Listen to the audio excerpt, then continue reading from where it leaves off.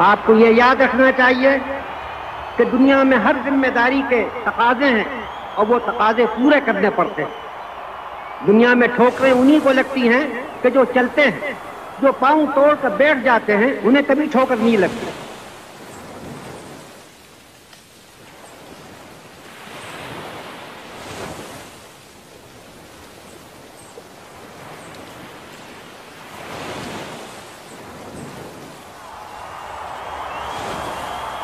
अगर एक जिंदा इंसान है और उसकी रगों में गर्म और जिंदा खून दौड़ रहा है साहब, उसके लिए बीमारियां भी हैं, ठोकरें भी हैं, मुसीबतें भी हैं, हर तरह की परेशानियां भी हैं।